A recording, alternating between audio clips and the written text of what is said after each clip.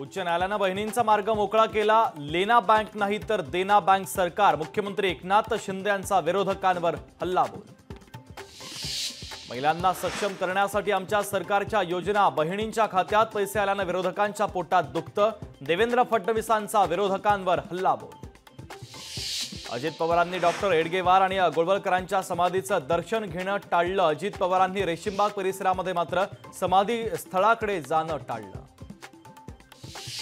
बारामतीमध्ये जय पवार यांच्याकडनं कुस्ती स्पर्धेचं आयोजन। जय पवार आणि युगेंद्र पवारांची भेट। कुस्ती स्पर्धेत मानाची गदा दोघांनी एकत्र उंचावली।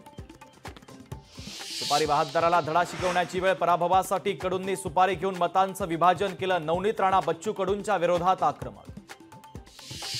जरांगे पाटलांनी घेतली राजू शेट्टींच्या कुटुंबियांची भेट। राजू शेट्टींच्या कुटुंबियांकडून औक्षण करून जरांगेंचं स्वागत। जुनी पाईपलाईन योजना संजय जगतापांनीच बदलली। गुंजवणी प्रकल्पावरून विजय शिवतारे यांचा आमदार संजय जगताप यांच्यावर आरोप। पालकमंत्री शंभूराज देसाईंच्या हस्ते कोयना जलाशयाचं जलपूजन। वीज निर्मितीसह सिंचनाचा प्रश्न निकाली निघणार। मालवणमधील पुतळा दुर्घटनेच्या प्रकरणी चेतन पाटीलला 5 सप्टेंबरपर्यंत पोलीस कोठडी। चेतन पाटील राजकोट किल्ल्यावरील स्मारकाच्या बांधकामाचा सल्लागार।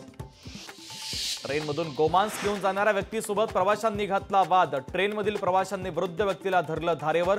ट्रेनमधील प्रवासादरम्यानचा व्हिडिओ व्हायरल।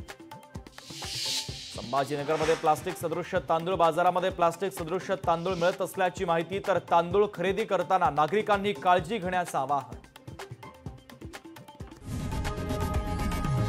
लोकशाही मराठी ऐका, पहा, जागरूक रहा।